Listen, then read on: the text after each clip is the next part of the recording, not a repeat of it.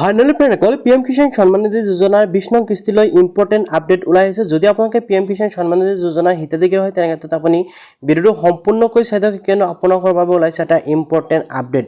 তো ফ্ৰেণ্ডসকল আপোনালোকে first time জানিব লাগিব যে আপোনালোকে আগন্তুক কিস্তিৰ ধন লাভ কৰিব নাই, সেইটো আপোনালোকে কেনেকৈ চেক কৰিব পাৰিব। ইয়াৰ লগতে শেষৰ ফালে জানিব পাৰিব যে আপোনালোকে এই টকাটো কেতিয়া লাভ কৰিব। অৰ্থাৎ আপোনালোকে সকলোৱে জানে জুন মাহত কিন্তু আপোনালোকে 20 নং কিস্তিটো লাভ কৰিব, কিন্তু কোনটো ডেটত লাভ কৰিব সবিশেষ জানিবলৈ ভিডিঅ'টো সম্পূৰ্ণকৈ চাই থাকিব। তো পোনপ্ৰথমতে আপোনালোকে কি কৰিব, আপোনালোকে আপোনালোকৰ ষ্টেটাছটো চেক কৰিব লাগিব যে আপোনালোকে PM কিষাণৰ টকা পোৱাৰ যোগ্য হয় নে নহয়।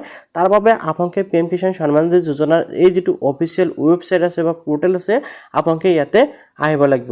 ইয়াৰ বাবে আপোনালোকে জাষ্ট PM কিষাণ সাৰ্চ কৰিলে আপোনালোকে এই ৱেবছাইটত আহিব পাৰিব। মই আপোনালোকৰ সুবিধাতে ভিডিঅ'ৰ ডিছক্ৰিপশ্যনত লিংক দি ৰাখিম। তো ফ্ৰেণ্ডসকল ইয়াতে আপোনালোকে দেখিবলৈ পাইছে 24 ফেব্ৰুৱাৰী তাৰিখে কিন্তু কি কৰা হৈছিল 19 নং কিস্তি ধন দিয়া হৈছিল।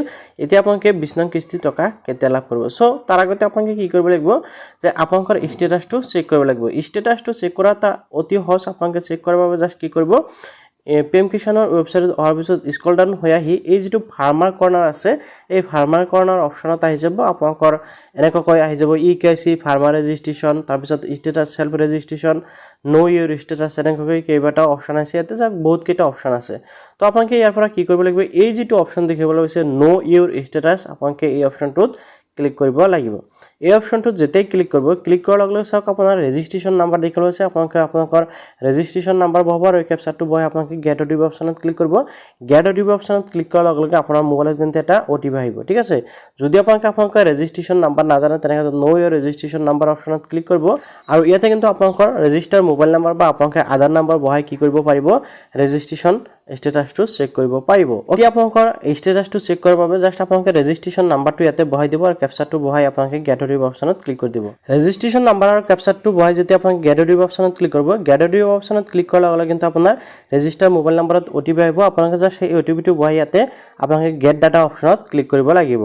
গেট ডাটা অপশ্যনত ক্লিক কৰাৰ লগে লগে ইয়াতে কিন্তু আপোনালোকৰ ডিটেইলছসমূহ আহি যাব। প্ৰথমতে চাওক পাৰ্চনেল ইনফৰমেশ্যন, আপোনালোকৰ ৰেজিষ্ট্ৰেশ্যন ডিটেইলছসমূহ ইয়াতে শ্ব' কৰিব। পাৰ্চনেল ইনফৰমেশ্যনত আপোনালোকে দেখিবলৈ পাব আপোনালোকৰ ৰেজিষ্ট্ৰেশ্যন নাম্বাৰ, ইয়াতে আপোনালোকে কোনটো ডেটত আপোনালোকে ৰেজিষ্ট্ৰেশ্যন কৰিছিল অৰ্থাৎ আপোনালোকে এপ্লাই কৰিছিল সেই ডেটটো দেখিবলৈ পাব।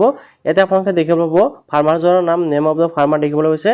ইয়াতে আপোনালোকে ফাদাৰ বা গাৰ্ডিয়ান নেম আপোনালোকে দেখিবলৈ পাব। ইয়াতে আপোনাৰ এড্ৰেছটো দেখিবলৈ পাব আৰু ইয়াতে আপোনালোকে দেখিবলৈ পাইছে মোবাইল নাম্বাৰ। অ'কে, আপোনালোকে এই ডিটেইলছসমূহ এনেকৈ দেখিবলৈ পাব। ইয়াৰ পৰা যদি আপোনালোকে কিবা আপডেট কৰিবলগীয়া থাকে তেনেক্ষেত্ৰত আপডেট ইউৰ ডিটেইলছ অপশ্যনত ক্লিক কৰি কিন্তু আপডেট কৰিব পাৰিব। তাৰপিছত মেইন ডিটেইলছ যিটো ইলিজিবিলিটি ষ্টেটাছ আপোনালোকে এইটো চেক কৰিব লাগিব। প্ৰথমতে আপোনালোকে চাব লাগিব লেণ্ড ছেডিংটো ইয়েছ হৈ আছে নাই, গ্ৰীণ টিক আছে নাই। তাৰপিছত EKYC ষ্টেটাছটো আপোনাৰ গ্ৰীণ টিক আছে নাই, মানে ইয়েছ হৈ আছে নাই। তাৰপিছত আদাৰ ছেডিং একাউণ্ট ষ্টেটাছটো গ্ৰীণ টিক আছে নাই, এইকেইটা মানে আপডেট ঠিক আছে নাই, ঠিক আছে। তো আপোনালোকে এইকেইটা চাই ল'ব। যদি আপোনালোকৰ এইকেইটা ঠিক আছে তেনেক্ষেত্ৰত আপোনালোকে কিন্তু নেক্সটত টকা পোৱা আৰম্ভ কৰিব। আৰু তলফালে কিন্তু আপোনালোকৰ ইনষ্টলমেণ্ট ডিটেইলছসমূহ চাওক, ইয়াতে লেটেষ্ট ইনষ্টলমেণ্ট ডিটেইলছসমূহ কিন্তু তলফালে আপোনালোকে দেখিবলৈ পাব। তো আগৰছে নিশ্চয় বুজি পালে যে আপোনালোকে কেনেকৈ টকাটো কোনটো মাহত সোমাব, আপোনালোকে নিশ্চয় বুজি পাব। ইয়াতে চাওক আপোনালোকে দেখিব আছে যিটো নেকি 20 নং কিস্তিৰ টকা, ইয়াতে চাওক 24/2/2025 তাৰিখে কিন্তু এই টকাটো সোমাইছিল।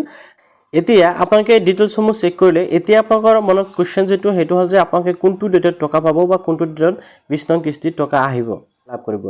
তো এতিয়া চাওক মই আপোনালোকে এই ডিটেইলছটো চোৱাৰ বাবে বা জানিবলৈ আপোনালোকে PM ইভেণ্ট যিটো পোৰ্টেল এই পোৰ্টেললৈ আহিব লাগিব।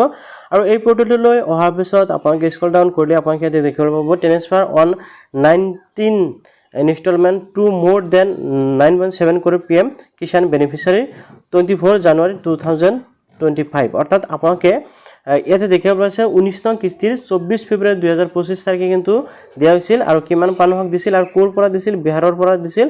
আৰু ইয়াতে আপোনালোকে দেখিব পাইছে বিহাৰৰ পৰা কিন্তু 24 তাৰিখে আপোনালোকে দেখিব পাইছে ফেব্ৰুৱাৰী 24 তাৰিখে 3:30 PM দিছিল, 2টাৰ পৰা 3:30 PM দিয়া হৈছিল বুলি ইয়াতে কোৱা হৈছিল। এতিয়া আপোনালোকে 20 নং কিস্তিৰ টকা কেতিয়া পাব সেই আপডেটটো কিন্তু আপোনালোকে PM ইভেণ্ট যিটো ৱেবছাইট এই ৱেবছাইটত আহি যাব, 2 দিনৰ ভিতৰত আপডেট কৰি দিব। আৰু আশা কৰিব পাৰি আপোনালোকে হয়তো 29 তাৰিখত এই টকাটো পাব পাৰে। ইয়াতে আপোনালোকে দেখিছে মন কি বাত। আৰু আপোনালোকে জানে যেতিয়া নেকি PM কিষাণৰ সন্মান নিধি যোজনাৰ টকা দিয়া হয় তেতিয়াই কিন্তু প্ৰধানমন্ত্ৰী নৰেন্দ্ৰ মোদী ডাঙৰীয়াই ইয়াৰ ট্ৰেন্সফাৰৰ যিটো উদ্বোধনী সেয়া কৰে।